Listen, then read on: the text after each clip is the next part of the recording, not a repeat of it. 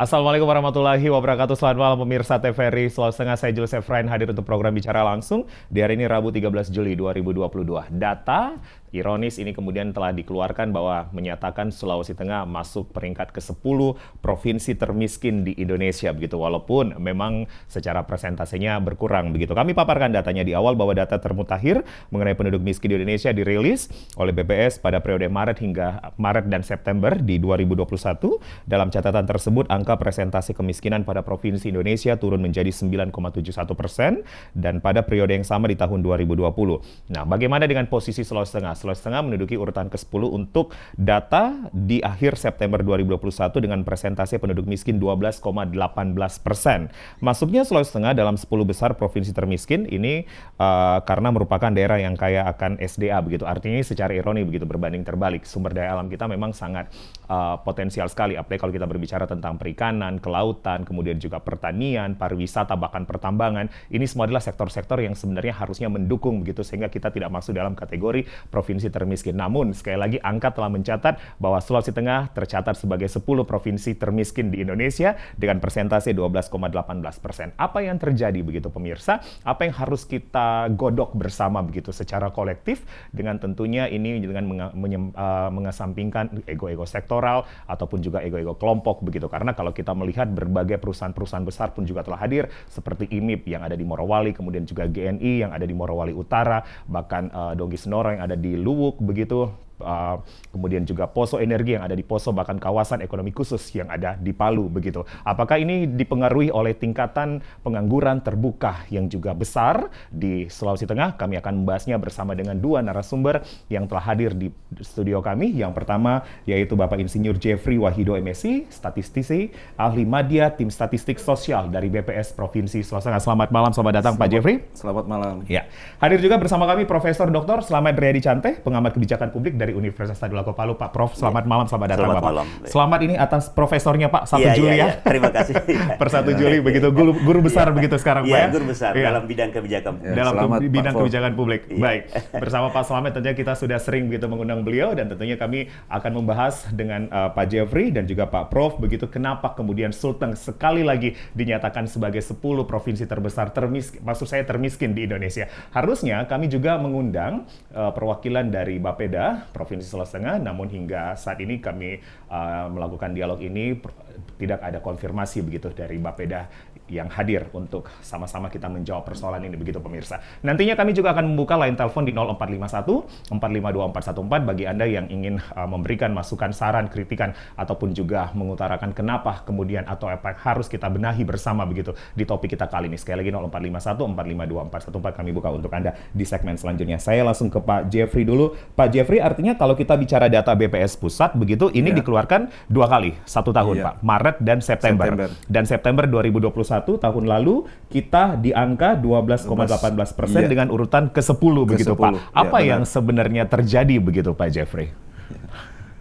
Baik, terima kasih para pemirsa yang kami hormati. Data BPS itu dikumpulkan memang setahun 2 kali Pak. Jadi di bulan Maret dan bulan September. Mulai survei yang namanya Survei Sosial Ekonomi Nasional. Jadi survei ini dibangun dari tahun 1963 Pak. Kita mengikuti dari Handbook on Poverty Inequality dari World Bank Pak. Jadi memang itu standar internasional yang Survei Sosial Ekonomi Nasional Pak ya? Survei Sosial Ekonomi Nasional. Dan angka yang kita munculkan di tahun 2021 September terakhir Pak, memang BPS telah melaksanakan di bulan Maret 2022, cuma rilisnya angka belum kita muncul karena memang masih sementara proses gitu. Nah di angka September 2021 kita 12,18%. Fenomenanya kalau menurut kami, kalau kita perhatikan Bapak Ibu sekalian, selama Provinsi Sulawesi Tengah dari tren angka kemiskinan, sebetulnya ini kita melihat bahwa memang tadi yang seperti disampaikan Pak Efraim bahwa kita berada di posisi ke-10, tapi angka 12,18 ini kalau menurut kami itu angka yang cukup fantastis, Pak. Karena kita selama ini ya, selama di Sulawesi Tengah kalau kita mau lihat tren angka kemiskinan itu kita tidak pernah berada di bawah 13. Oke. Baru tahun ini yang bulan September kita berada di 12,18. Kemudian angka 12,18 ini ya yang saya katakan tadi, dia itu terjadi ini Pak Prof, terjadi penurunan sebesar dari 13,00 di bulan Maret, tidak terjadi penurunan 0,82%. 0,82. Nah, dari perbandingan 0,82 itu Pak, dari 0,82 tadi yang kita lihat itu, yang saya katakan kalau kita hanya melihat 12,18 itu, memang kelihatan ada berada di posisi 10 Pak. Tapi ingat 12,82 itu kecepatan Pak penurunan dari sebelumnya dari Maret ke itu kita yang paling baik Pak di Sulawesi. Paling baik di Sulawesi gitu. Ini ada kata penghiburnya begitu Pak. Ya, kita paling baik begitu. Paling baik lah untuk di Sulawesi lah. Paling baik di Sulawesi. Jadi ya kita sebetulnya angka yang cukup sebetulnya baik Pak. Tapi memang di satu sisi kita memang masih berada di peringkat ke-10 gitu. Itu. Jadi mungkin itu Pak yang dapat kami sampaikan. Jadi kami paparkan Pak Jeffrey sebenarnya di Maret itu kita di 13,00 Pak ya. Dan kita turun di 0,82% gitu Pak. Nanti kita akan kaji angka-angka gitu. Saya ke Pak Prof dulu. Pak Prof melihat Sulawesi Tengah sekali lagi dari Maret kemudian September, bahkan ini informasi tadi sebelum kita berdialog sebenarnya sudah beberapa tahun gitu Pak dinyatakan 10 provinsi termiskin begitu Pak. Fenomenanya kenapa kemudian Pak dengan melihat SDA kita yang begitu luar biasa Pak Prof? Saya kira ini menarik ya fenomenanya. Tadi memang prolognya disampaikan bahwa dari sisi sumber daya alam misalnya potensinya ya cukup bagus di Sulawesi Tengah ya. Makanya saya biasa katakan bahwa ini cukup anomali kita di Sulawesi Tengah ya. Jadi tidak cuaca saja anomali begitu. Iya, Pak. tapi Sultan anomali juga anomali dalam berbagai hal. Kalau kita lihat dari sisi pertumbuhan ekonomi kita, ini kan cukup tinggi juga itu, melebihi pertumbuhan ekonomi nasional itu. 6,5% kalau saya tidak salah sekarang ini. Nah, tapi realitasnya tingkat kemiskinan, tingkat pengangguran juga cukup tinggi. Nah, secara teoretik sebenarnya tidak harus seperti itu. Seharusnya ketika pertumbuhan ekonomi tinggi, maka angka-angka kemiskinan, persentase kemiskinan itu juga harus rendah itu. Nah, makanya tadi saya katakan ini anomali. Dan dalam perspektif sebuah kebijakan, ini disebut juga istilahnya paradoks kebijakan. Paradoks kebijakan. Itu. Nah, ini memang problem dan menurut saya ini tantangan besar ya buat pemerintah Provinsi Sulawesi Tengah. Meskipun juga tadi Pak Jeffrey ya dari statistik mengatakan bahwa ya sebenarnya ini angka-angka masih terbaik di provinsi di Sulawesi ya. Di Sulawesi. Ya, tetapi secara menyeluruh tetap kita berada di urutan ke-10 ya. Ya, dibanding dengan provinsi-provinsi lainnya kan. Pak Prof, kalau saya mendata begitu Pak, ada literasi yang kemudian telah kami catat bahwa memang pasca bencana pertumbuhan ekonomi Sulteng itu baik begitu Pak, melebihi nasional. Di era pandemi COVID-19 pun juga baik begitu Pak, mampu tumbuh positif di 6% begitu Pak ya. Bisa hampir seluruh provinsi mengalami kontraksi pertumbuhan ekonomi begitu Pak. Jadi kontradiksi apa yang begitu Pak? Ekonomi kita baik, tapi tetap dinyatakan miskin begitu Pak. Ya, itu memang anomali. Makanya hasil-hasil studi menunjukkan memang kecenderungannya kita ini pertumbuhan ekonomi tinggi itu hanya ditopang oleh sektor pertambangan dan industri itu, khususnya yang ada di Morowali dan Lubuk itu. Di Lubuk juga. Iya. Nah, sektor-sektor lainnya khususnya pertanian, perikanan, kelautan dan lain sebagainya, ya itu belum teroptimalkan itu. Padahal ada 70% itu penduduk hidup di pertanian dan pangan itu. Nah, itu juga membuat problem kan itu. Jadi kelihatan pertumbuhan ekonomi tinggi ternyata itu hanya ditopang oleh sektor pertambangan dan industri. Apakah yang setuju? Populasi masyarakatnya kurang berada di sektor itu. Benar, Pak. Baik. Nanti saya akan ke Pak Prof kembali. Apakah ada ego sektoral begitu Pak yang terjadi? Karena Bapak tadi melihat bahwa pertambangan kita tapi kemudian tidak ditunjang dengan sektor pertanian begitu Pak. Sementara tetapi ini terkait dengan formulasi kebijakannya saya kira. Keberpihakan untuk memberikan penguatan dari berbagai sektor di situ kan juga anunya. Jadi Sultan bisa dikatakan empowerment-nya hanya ke pertambangan saja begitu Pak? Kecenderungannya ini belum optimal, dia belum optimalkan yang lain ya gitu. Jadi kelihatannya kita terlalu terlena itu dengan pertumbuhan ekonomi yang tinggi. Padahal sebenarnya realitasnya itu ditopang oleh sektor pertambangan dan industri. Harusnya ke sektor pangan. Sektor lain pun dan juga. Pertanian.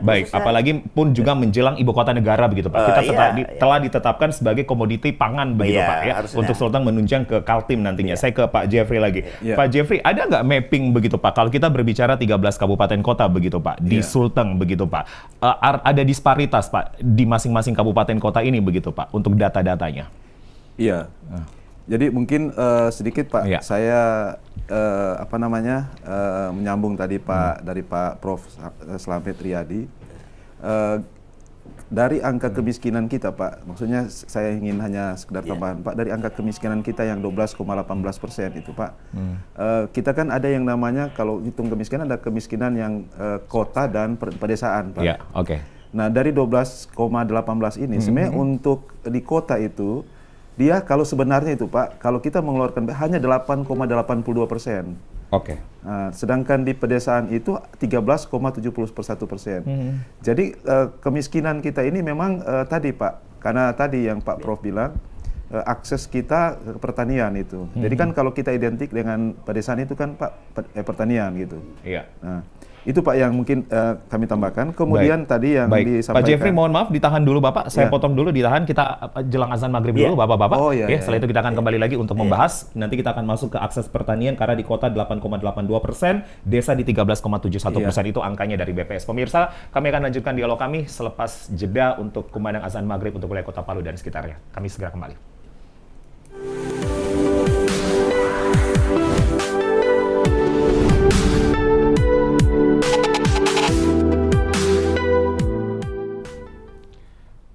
Anda kembali bersama kami di Bicara Langsung dan kami juga mengucapkan selamat menjalankan ibadah sholat maghrib bagi Anda yang menjalaninya begitu. Kami di Bicara Langsung edisi hari ini membahas tentang mengapa kemudian Sulawesi Tengah lagi-lagi dinyatakan begitu menurut data BPS masuk 10 provinsi termiskin di Indonesia. Ini data terbaru di September 2021 dengan angka persentase 12,18%. Memang turun begitu dari Maret 2021 di angka 13,00%, artinya turun di 0,82 poin begitu.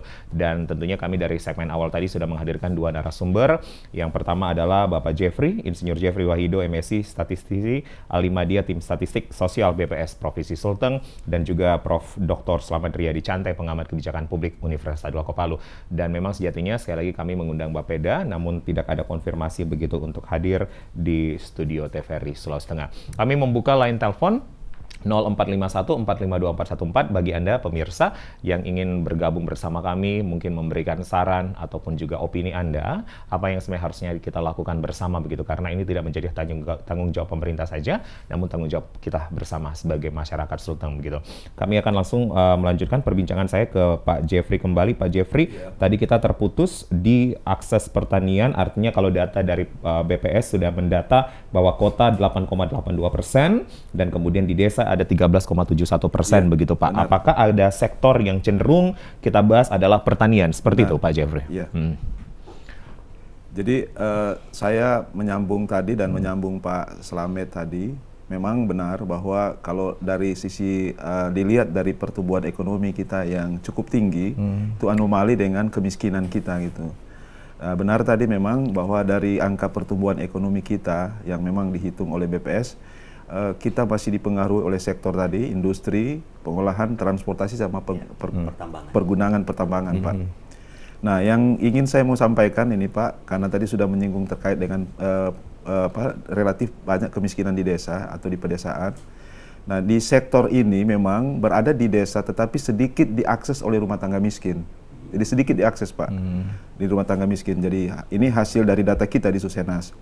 Jadi sekitar 40 data kita Pak ya, sekitar 46,08% rumah tangga miskin itu berpenghasilan utama dari di sektor pertanian Pak, 46,08%. Jadi memang dari sektor pertanian.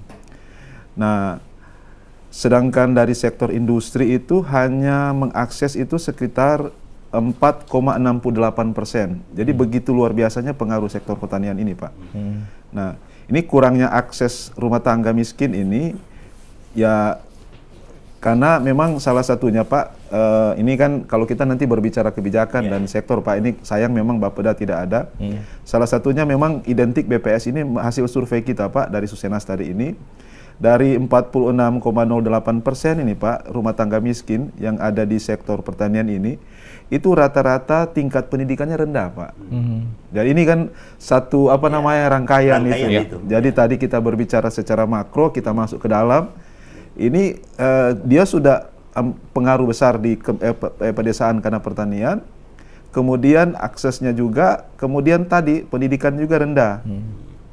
Jadi ini data BPS Pak pada Maret 2021 itu sebanyak 70,98% kepala rumah tangga miskin ini hanya berpendidikan SD Pak. Ini luar biasa besar Pak, 70,98%. Nah, jadi kita bisa melihat lah sektor-sektor mana yang harus kita sentuh. Ada pertaniannya, ada pendidikannya. Jadi ini kita harus bicara secara komprehensif Pak. Ya, betul. Kemudian dari ada lagi pertumbuhan kita yang tidak yang namanya harusnya kan pertumbuhan itu pertumbuhan yang pro terhadap poor Pak, pertumbuhan yang pro terhadap kemiskinan. Nah itu.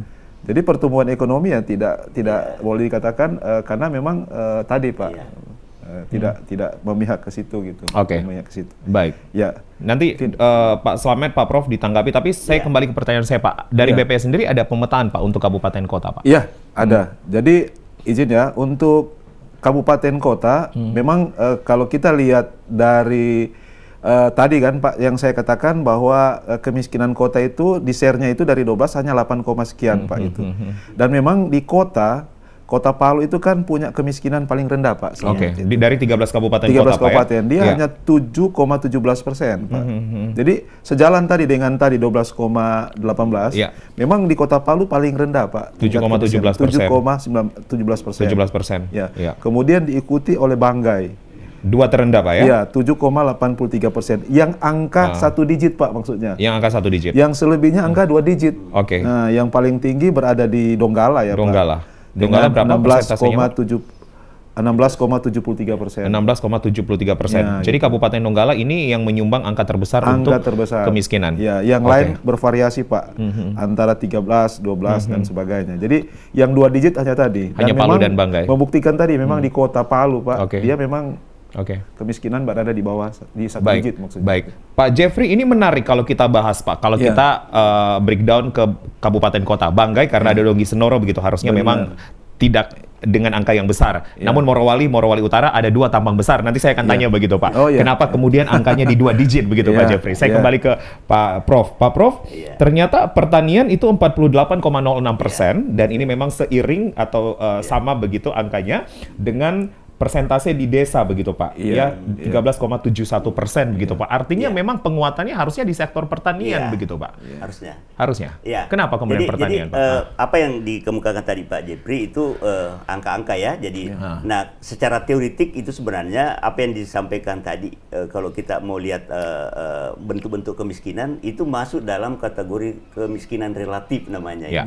Jadi kemiskinan relatif itu artinya masyarakat itu tidak memiliki akses terhadap sektor-sektor tertentu. Tadi Pak Jepi jelaskan soal pendidikan, ya. Jadi masyarakat tingkat pendidikannya rendah. Kenapa? Karena aksesnya terhadap pendidikan juga kan kurang diberi perhatian. 70,98% Pak. Itu. Ya. Jadi dalam perspektif kebijakan publik sebenarnya seharusnya ini harus lebih dioptimalkan itu. Jadi jangan kita terlalu terlena dalam soal industri pertambangan dan lain sebagainya. Karena seperti di awal saya sampaikan bahwa 70% masyarakat hidup di sektor itu, sektor pertanian dan pangan itu. Nah, harusnya itu ada perhatian khusus itu ya. Nah, untuk meminimalisir ketimpangan, saya kira memang pemerintah provinsi ini untuk mencoba memberikan kontribusi terhadap daerah-daerah kabupaten yang tergolong miskin tadi. Seperti yang disampaikan Pak Jepri bahwa Donggala memang tertinggi, itu. Nah, ada 3 sebenarnya itu, Donggala, Tojo Una dan Perigi Motong ya. Betul, itu hampir sama persentasenya itu. Berada di 16 semua. Hanya beda 0, sekian gitu ya Pak Jepri. Nah, tanggung jawab juga pemerintah provinsi itu minimal untuk men-share apakah pendanaannya atau bentuk-bentuk kebijakannya terhadap daerah-daerah yang punya andil besar ini terhadap akumulasi dari persentase kemiskinan provinsi. Baik, itu, ya. baik. Pak Prof, pendidikan, kalau kita melihat dari 10 ranking begitu Pak, NTT pun juga masuk, Papua juga masuk. Artinya kalau kita bicara pendidikan, kadang-kadang ini yang memang sering disoroti begitu Pak. Provinsi di bagian timur begitu Pak. Sulteng pun juga masuk. Apa yang Bapak lihat fenomena begitu? Ternyata pendidikan kita ini begitu rendah sekali dan menyebabkan angkanya tinggi begitu. Iya, itu tantangan besar ya bagi kita itu. Karena ya mereka ini kan utamanya berada di pedesaan ya, terutama soal pembiayaan itu ya, sehingga dia tidak bisa mengakses ke pendidikan. Nah, oleh karenanya semestinya realitas seperti itu harus diminimalisir itu. Dengan cara apa? Misalnya bantuan beasiswa dan lain sebagainya ya supaya kan mereka itu keluhannya di situ. Ya, saya tidak bisa kuliah sekolah karena saya tidak punya dana untuk itu. Nah, harusnya itu yang menjadi perhatian kan untuk sektor pendidikan kan itu. Baik, pemirsa 0451452414 sekali lagi kami buka karena menarik sekali, memang ini memang sangat viral pun juga di medsos begitu ya. Banyak yang kemudian juga mengupload atau bahkan memposting begitu kenapa Sulteng ada di posisi 10 termiskin begitu ya. Dan ini memang sudah terjadi di beberapa bulan yang lalu. Kalau dulu kita berada di angka 9 begitu Pak ya untuk secara ranking. Dan sekarang kita berada di angka atau di peringkat ke-10 begitu. Namun ini masih tetap menjadi 10 besar provinsi termiskin. Anda yang ingin bergabung bersama kami, memberikan saran, masukan, opini Anda, kami tunggu di 0451452414. Saya kembali ke Pak Jeffrey. Pak Jeffrey tadi mengatakan bahwa harusnya ada kebijakan pro terhadap kemiskinan begitu Pak. Pro terhadap poor begitu. Apa yang sebenarnya kalau secara sederhana Pak kita pahami kalimat ini Pak? Jadi gini, kita kan tadi seperti yang disampaikan, karena ternyata dari hasil data kita tuh Pak, bahwa sektor yang tadinya tumbuh tinggi itu kita untuk akses masyarakat ke situ hanya sedikit sekali Pak, hanya 4,68% Pak untuk mereka mengakses. Walaupun memang kita katakan bahwa ini kok di Morowali harusnya kan tenaga kerja atau orang dari kita yang ada di sana, tapi kenyataannya kan memang tidak seperti begitu kenyataan Pak, yang ada itu. Jadi ya satu-satunya jalannya seperti tadi Pak, yang namanya untuk kan gini Pak, untuk secara ini Pak, secara umum ya, penanggulangan kemiskinan Pak hanya 2 aja Pak, kurangi beban pengeluaran masyarakat, tingkatkan pendapatan. Secara teorinya begitu Pak. Kurangi beban Pak ya? Kurangi beban pengeluaran masyarakat, artinya tadi diberikan bantuan lah mereka. Tadi yang tadinya tidak mampu mereka untuk sekolah, kan beban pengeluaran untuk sekolah kan tinggi sekarang Pak. Nah itu harus kita laksanakan dengan cara-cara apa? Bansos kah atau perlindungan sosial dan sebagainya. Kemudian yang kedua, tingkatkan pendapatan yang dalam artian pertumbuhan yang pro-poor Pak. Misalnya ya salah satunya seperti tadi Pak, kita harus mampu menciptakan memperoleh lapangan kerja. Itu yang namanya pertumbuhan pro terhadap kemiskinan. Lapangan kerja Pak. Ya, menciptakan dan memperluas lapangan kerja. Gitu. Pak Jeffrey, kalau melihat data-data per kabupaten kota begitu Pak, Banggai 7,83%. Ya, ada PT yang perusahaan yang besar di sana begitu, Dogi Senoro kita sebut. Kemudian, nah tapi menarik ini Morowali Morud begitu Pak. Betul Pak.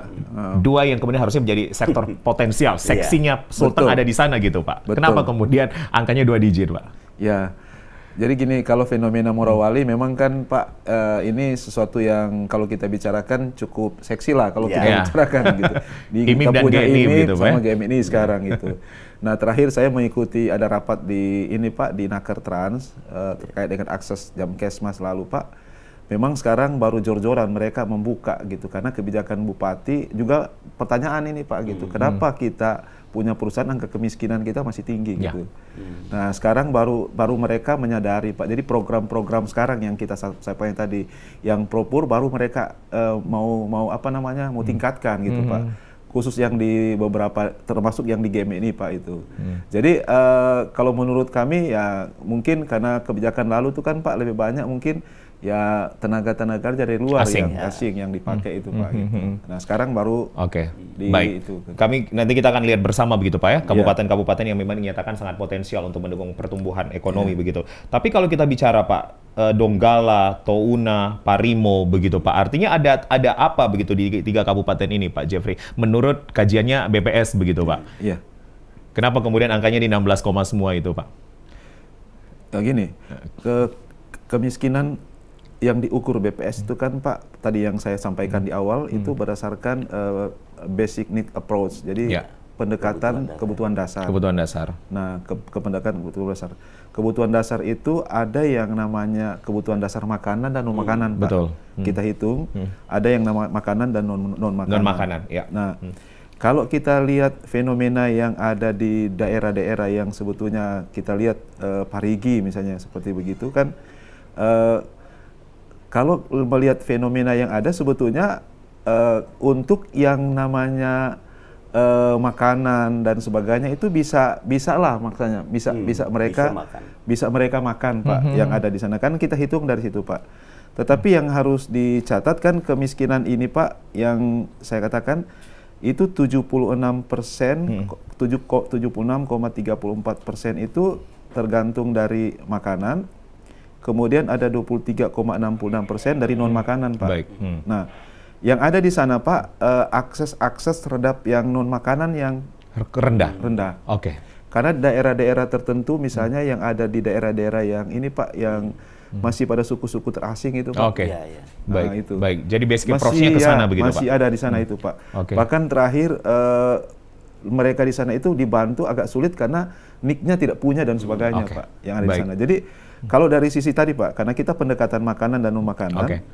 Yang itu yang masalahnya Pak. Ya, gitu. baik. Kami akan elaborasi lagi apa yang kemudian harusnya kita sadari begitu dari pendekatan atau basic approach makanan dan non makanan begitu. Apa yang sebenarnya masyarakat awam nih ingin tahu begitu pemirsa. Kami akan elaborasi hal ini dan jawab hal ini tetap bersama kami. Kami segera kembali bicara langsung. Kita jeda terlebih dahulu.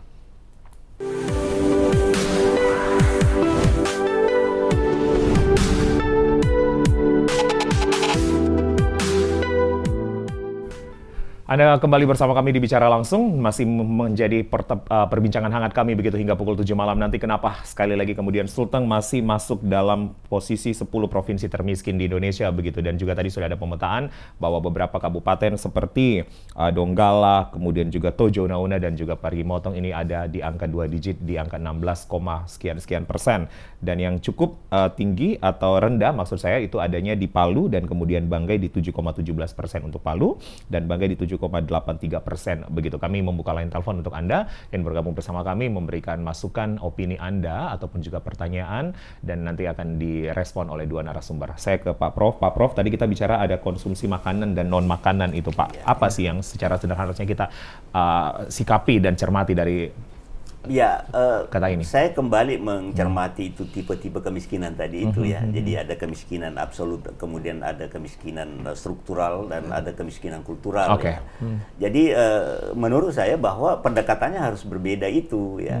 Jadi tidak harus blueprint, tidak harus menyeluruh ya, tetapi harus parsial ya. Nah, ketika misalnya di hasil-hasil studi menunjukkan bahwa komunitas tertentu itu miskin akibat karena persoalan kultural atau etos kerja ya tentu pendekatan kebijakannya juga berbeda ya. Tidak harus semua bantuan langsung tunai dan lain sebagainya ya. Itu akan habis secara singkat seperti itu saja ya. Tidak ada perubahan pola pikir, tidak ada perubahan etos kerja dan lain sebagainya. Dan Pak Prof melihat kultural, struktural, absolut ini semuanya ada begitu Pak di kita? Ada. Dan seluruh Indonesia sebenarnya ada ya, bukan hanya Sulawesi Tengah ya. Makanya tadi saya katakan bahwa kenapa pola-pola penanganan kemiskinan secara umum ya di Indonesia ini ya begitu-begitu saja, tidak ada sebuah tren penurunan yang signifikan. Karena pendekatannya yang blueprint itu kalau menurut saya. Secara menyeluruh saja ya. Sedikit-sedikit bantuan langsung tunai dan lain sebagainya ya. Padahal sebenarnya ya tadi itu bahwa mungkin saja dia masuk kategori miskin karena pengaruh kultural ya, pengaruh budaya ya. Pendekatan budaya. Pendekatan budaya harus dilakukan. Jadi ketika kategori miskin kultural harusnya pendekatan budaya. Pendekatan budaya. Untuk dulu, struktural pendekatan apa yang harusnya dilakukan? Menciptakan lapangan kerja. Lapangan kerja. Dan absolut sendiri, Pak? Absolut itu memang kekurangan pendapatan dia. Kekurangan pendapatan. Iya. Tidak ada pendapatan dia untuk sana. Ini sebenarnya tanggung jawab. Kita bicara kalau tanggung jawab berarti semua begitu Pak, semua sektor, pemerintah secara umum, masyarakat. Namun ketika kita berbicara lebih deskriptif lagi begitu Pak, lebih khusus lagi, harusnya siapa begitu Pak yang kemudian mengambil langkah untuk basic approach-nya di tiga kategori miskin ini? Yang punya kekuatan untuk melahirkan sebuah regulasi atau kebijakan ya tentu pemerintah yang punya tanggung jawab. Pemprov besar. dalam hal ini begitu Pak ya? Pemprov tentu juga ya tidak bisa dimungkiri daerah-daerah kabupaten kan itu. Nah, itu kan yang secara realitas tadi menunjukkan bahwa kontribusinya juga cukup signifikan dalam hal kemiskinan itu, yang 3 daerah tadi itu. Donggala, Parigi Motong, dan Tojo Una-Una. Nah, harusnya juga itu perlu diberikan apakah ada kontribusi misalnya dalam bentuk pendanaan dari pemerintah provinsi untuk itu. Kalau memang ya soal pendanaan yang juga membuat sehingga mereka juga tidak mampu mendesain kebijakan yang pro ke komunitas kemiskinan itu, masyarakat miskin. Bapak melihat APBD kita memang tidak cukup begitu Pak untuk menopang semua itu Pak. Artinya sinergitas Pemprov dan Pemkap begitu Pak. Ya, memang dari sisi itu kita masih kurang. Masih kurang APBD. Ya, Pak. tetapi kan sebenarnya bisa, misalnya seperti tadi yang disampaikan, membuka lapangan kerja ya, mendatangkan investor misalnya, menghadirkan investor untuk itu. Nah itu yang sedikit juga memang miris menurut saya, terutama di daerah Morowali misalnya, ya luar biasa kan di sana itu sebenarnya itu. Tetapi ya seperti tadi diceritakan bahwa ya yang angkatan kerjanya masih banyak yang dari luar ya, pelibatan masyarakat di sana masih sangat kurang ya. Mungkin itu juga yang cukup berpengaruh di situ ya. Sehingga persentase kemiskinan juga masih rendah di sana kan. Baik. Saya ke Pak Jeffrey. Pak Jeffrey, kalau melihat sinergitas Pemprov kemudian Pemkap begitu Pak, Bapak melihat apa kalau dari BPS sendiri Pak? Memang gini Pak, kalau dilihat yang punya masyarakat kan kabupaten Pak. Jadi yang punya masyarakat di kabupaten, yang tahu tentang masyarakat itu sebenarnya Pemda kabupaten. Pemkapnya Pak masing-masing. Nah, yang harus dilakukan sebetulnya kalau menurut kacamata kami ya, BPS ini kan memang untuk yang sinergitas gitu Pak, program pemerintah daerah antara kabupaten dan provinsi itu perlu. Pengalaman kami waktu kami kemarin di Sigi, waktu masih kepala BPS Sigi, ada satu program, misalnya program daerah yang dibuat tumpang tindih dengan program yang dibuat provinsi, ya, orang yang sama gitu. Jadi ini harus duduk bersama untuk bisa bagaimana kita program-program itu sinergitas gitu, sama-sama untuk melihat gitu, sehingga jangan tumpang tindih. Ya. Bapak melihat ini satu pukulan telak untuk kita begitu Pak, artinya sudah beberapa kali kita dinyatakan provinsi termiskin Pak, sekali lagi SDA kita potensi Pak, kita ada di Zamrud Katulistiwa begitu. Benar, Pak. Ini apa istilahnya Pak? Sindiran keras untuk kita begitu Pak artinya. Disentil mungkin ya. BPS melihat itu Pak. Ya, mungkin kalau ranah BPS mungkin tidak bisa masuk ke situ Pak. Baik. Kami harusnya kita mengundang Bapeda nih. Bapeda menjawab. Sebenarnya itu yang Pak, ini sentilan keras untuk kita Pak. Ya, sentilan keras, dan ini merupakan tantangan kalau menurut saya kan itu. Nah, seharusnya malam ini ketika sebenarnya teman-teman dari Bapeda ya tidak harus kepala Bapeda, tapi kan ada bidang-bidang menangani soal program dan lain sebagainya yang hadir di sini.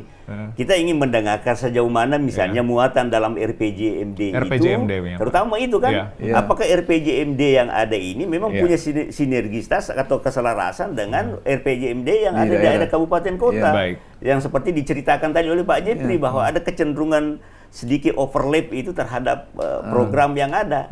Nah, itu sebenarnya itu kan dikemas dalam rencana pembangunan jangka menengah daerah di RPJMD. Pak Prof, namun kalau kita bicara sentilan Pak atau sindiran keras dan kemudian ini tantangan Pak, tapi ya kita agak boring ketika mendengar kata itu tantangan terus, tapi eksekusinya nih yang dibutuhkan Pak, gimana? Ya kembali ke aktor-aktor kebijakan menurut saya. Apakah memang punya sensitivitas terhadap seperti itu ya, atau membiarkan saja. Dan kalau saya ya konsekuensi kita diberikan amanah untuk itu yang harus dilakukan. Baik. Pak, kita bicara RPJMD Bapeda begitu, rencana pembangunan jangka menengah daerah, Bapeda sebenarnya menargetkan angka penduduk miskin menurun hingga di angka 7,90%, Pak. Ini tahun 2026, Pak. 4 tahun lagi, Pak. Bisa kita capai itu, Pak.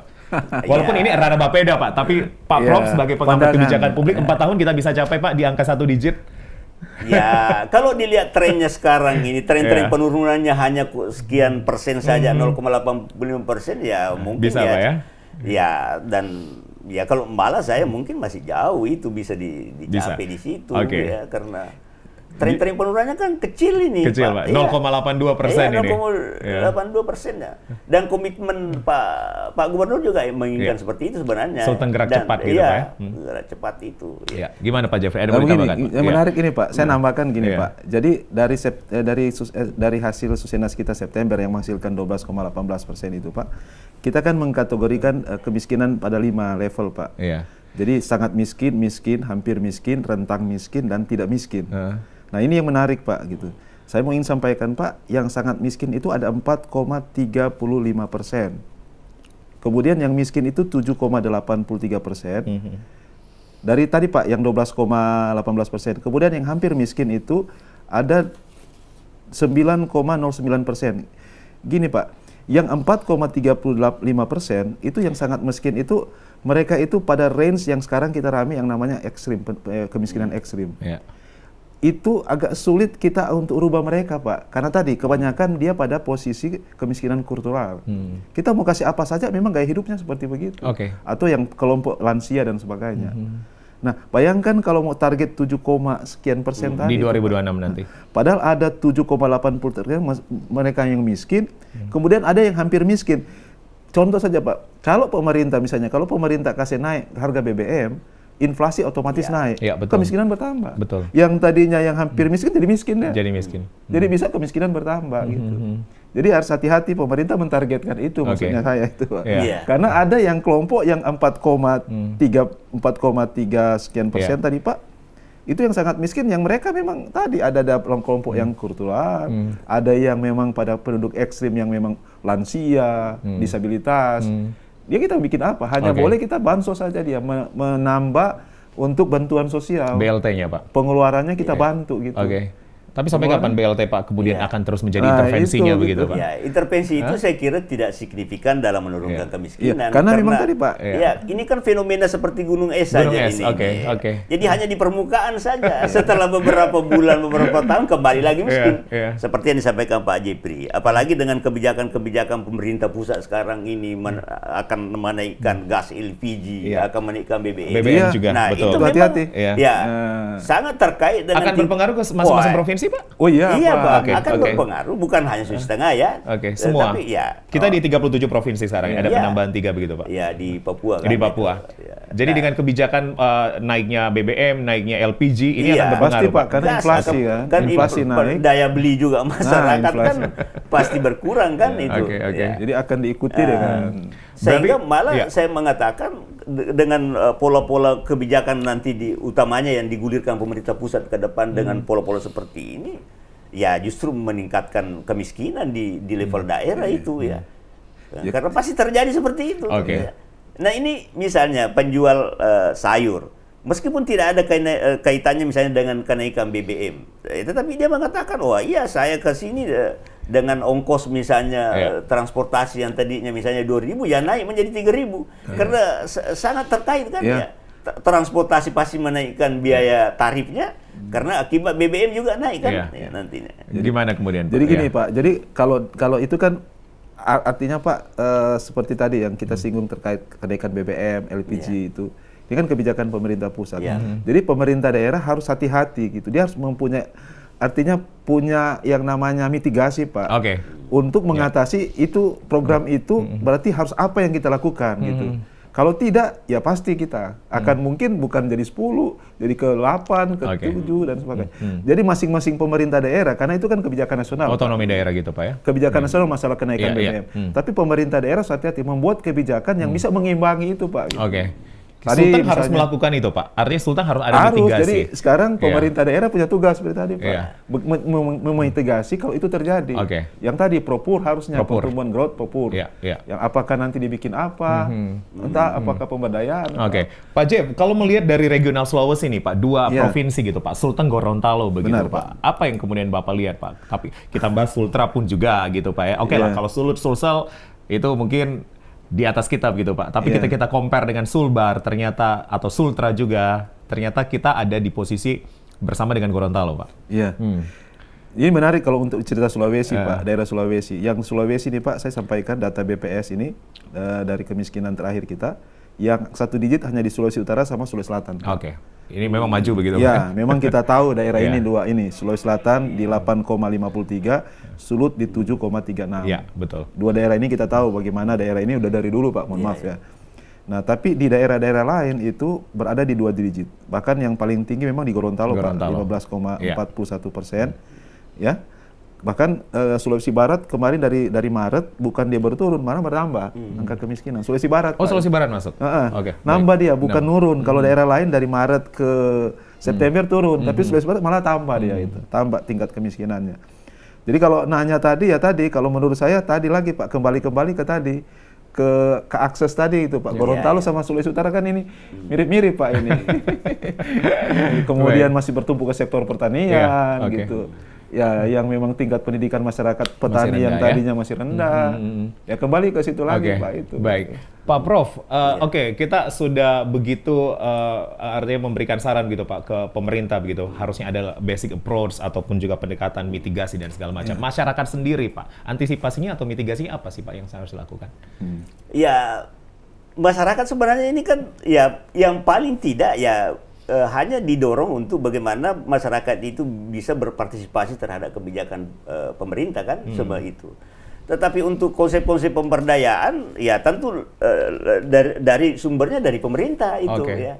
Misalnya bagaimana memberi ruang kepada sektor UKM misalnya ya, usaha kecil dan menengah itu ya. Bagaimana memudahkan misalnya untuk pinjaman di bank misalnya untuk modal awal. Ya itu contoh-contoh biasa saja ya, dana-dana kur apa. Nah, saya dengar Pak Gubernur itu pernah mengatakan bahwa ya alhamdulillah kita mendapatkan pinjaman dari BRI itu ya untuk sektor-sektor informal itu UKM itu ya. Tetapi saya belum dengarkan lagi sekarang bagaimana itu bentuk-bentuk pola-pola anunya implementatifnya di lapangan nantinya itu kan itu. TPT kita Pak atau tingkat pengangguran terbuka di 2020 3,77, 2021 3,75 begitu Pak. Ini sebenarnya rendah dibandingkan nasional Pak. Ya cukup rendah ya, tetapi sebenarnya kemiskinan tinggi. Kemiskinan tinggi. Iya. Itu kan tadi saya bilang ini memang anomali. Ekonomi kita baik begitu, tapi kemiskinannya ekonomi baik. Iya, kemiskinan yang kurang bagus kan itu. Baik, Pak Jeffrey ketika melibatkan sektor swasta Pak dalam hal ini, apa yang harusnya dilakukan oleh investor-investor Pak? Ya itulah tadi Pak, kan kalau tadi saya katakan tadi kan cuma 2 Pak, ya kurangi beban pengeluaran dan tingkatkan pendapatan. Jadi kalaupun perusahaan-perusahaan masuk, ya membukalah penciptaan lapangan kerja yang tadi Pak, growth to poor, yang pro poor itu yang ya memang harus dilakukan itu, mengutamakan ya orang di sini sendiri dan sebagainya gitu. Ya, emang Bapak melihat belum begitu Pak, khususnya daerah-daerah industri begitu. Yang saya katakan di GMNI Pak, sekarang di GMNI Pak, menurut Nakertrans sekarang, Nakertrans Provinsi Pak, itu setiap minggu itu mereka terima orang untuk dibawa ke sana. Tapi akses masyarakat untuk tahu itu masih kurang menurut kita. Masih kurang. Kita coba Bapak mungkin saya yang kasih tahu. Kalau orang lain tahu dari mana gitu. Nah gitu. Baru sekarang ini mungkin yang gerakannya yang menuju ke sana. Karena gerakan Bupati Pak, Bupati Morowali Utara sekarang, Pak Dr. Delis itu luar biasa untuk mendorong. Dia penasaran juga gitu. Ya kalau di Morowali sana kan yang di Morowali Induk, di Bungku, ya memang kan itu sudah ada dari dulu gitu Pak. Bapak melihat keterlibatan swasta harusnya gimana Pak penguatannya? Iya, jadi yang pertama kalau kita misalnya mau membangun jejaring dengan swasta, ya pemerintah dulu harus menciptakan trust ya, kepercayaan, dan itu yang menjadi indikator atau barometer swasta bisa berinvestasi di daerah ketika memang ya tingkat stabilitas dalam berbagai hal, stabilitas politik terutama ya bisa bagus kan itu. Nah, saya juga itu kadang berpikir ini kan sudah ada KEK ya, perencanaan kawasan ekonomi khusus. Sebenarnya itu kita berharap itu bisa ekspektasinya harusnya ada KEK kawasan ekonomi dan sudah lama itu Pak. Nah, saya kadang melihat itu ini sudah ada potensi, tinggal memang harus dikembangkan. Ada hal apa ini sebenarnya kan? Artinya ada ruang-ruang yang kita bisa membuka lapangan kerja bagi masyarakat. Memperluas lapangan kerja. Tidak dioptimalkan menurut saya ya. Tapi kalau kita melihat kan investasi kan banyak Pak. Iya. Ke Sulteng ya. Banyak investasi, tetapi ya lebih banyak tadi ke Morowali itu, lebih banyak Morowali dan Luwuk. Tetapi realitasnya tadi yang menjadi problem itu masih kecenderungannya ya angkatan tenaga kerja masih dari luar yang mendominasi itu ya, terutama posisi-posisi strategis itu ya. Toh kalau ada pelibatan misalnya dari anak daerah itu ya kerja-kerja yang dibawa itu kan itu ya, itu juga kan yang boleh dikata dari sisi pendapatannya masih sangat minim kan. Baik, gitu, ya. Pak Jeffrey, KEK ini gimana kemudian harusnya Pak? Ini berada di ibu kota. Ini itulah makanya seperti sudah disampaikan Pak Prof tadi, harapan kita, ekspektasi kita dengan KEK sebetulnya kalau dia berkembang Pak ya. Ini kan yang kita lihat, ya mohon maaf mungkin ini karena pemerintah apakah sejauh mana penanganan KEK itu kita ini gitu. Kalau ada pada menarik ini, sejauh mana langkah-langkah strategis itulah makanya Pak. Kalau KEK itu memang lancar tadi Pak gitu, yang saya katakan dari awal tadi, menciptakan dan memperluas lapangan kerja, aksesnya masyarakat itu ada gitu. Nah, ini kan mohon maaf kalau KEK ini tidak jalan, nah itu pemerintah yang... Padahal kalau kita runut ke belakang, KEK ini udah lama begitu. Benar Pak. Udah lama Pak ya, tapi gaungnya pun sampai hari ini kita belum lihat gitu Pak. Sudah mulai justru meredup sekarang ini. Malah tidak kelihatan lagi Pak. Tidak kelihatan, dulu masih gencar-gencarnya itu. Sekarang tambah meredup. Nah ini, tapi kita kan ini orang di luar, saya dengan Pak Jeffrey, saya sebagai akademisi tentu tidak terlalu tahu sebenarnya apa yang ada di dalam. Nanti kita harusnya menghadirkan Pemkot begitu Pak ya, Bapeda dan juga kita coba bedah itu di mana sebenarnya. Baik, Pak Jeffrey, yang terakhir gitu Pak, apa yang harus kita lakukan bersama Pak, sehingga bayang-bayang 10 besar termiskin itu tidak lagi selalu ada terupload di sosmed gitu Pak tentang Sulteng Pak. Ya, selain tadi basic approach mitigasi apa lagi gitu Pak penguatannya? Saya hanya satu aja Pak, sinergitas dan kolaboritas Pak. Antara semua Pak yang ini ada di daerah gitu, baik pemerintah, provinsi, swasta, masyarakat juga. Masyarakat. Ya. Gitu, Pak Prof? Ya, hampir sama, jadi harus ada komitmen bersama, ya terutama bagaimana misalnya memformulasikan kebijakan-kebijakan yang memang pro kepada persoalan-persoalan kemiskinan itu ya. Pro tupur begitu Pak? Ya, pro tupur ya. Itu yang paling utama kalau menurut saya. Bapak-bapak optimis begitu Pak, Sulteng akan mencapai RPJMD sekali lagi, mencapai 1 digit nanti Pak? Ya kita tentunya berharap begitu ya. Mudah-mudahan harapan kita Pak, harapan publik ya, termasuk harapan Pak JP dan harapan saya secara pribadi harus seperti itu ya. Baik, karena memang sekali lagi pun juga geografi kita ditunjang begitu Pak ya, dengan apalagi menjelang IKN begitu Pak ya. Harusnya banyak komoditas yang menjadi unggulan gitu. Baik, terima kasih Pak Jeffrey Wahido. Ya, statistiki ahli media tim statistik sosial BPS. Terima kasih Pak Jeffrey sudah hadir. Pak Prof. Dr. Samir Edi Chandra, terima kasih pengamat kebijakan publik dari UNTAD Palu. Pemirsa, ini yang menjadi dialog akhir kami. Tentunya ini semoga bermanfaat. Bagaimana sekali lagi kolaborasi seperti yang disampaikan oleh Pak Jeffrey dan juga Pak Prof. Slamet begitu, duduk bersama sinergitas antara 3 pihak, pemerintah, swasta dan juga masyarakat begitu Pak ya, sehingga kemudian kemiskinan ini tidak lagi membayangi Sulteng sebagai 10 provinsi termiskin yang ada di Indonesia. Saya Julius Efrain pamit. Wassalamualaikum warahmatullahi wabarakatuh. Selamat malam. Sampai jumpa.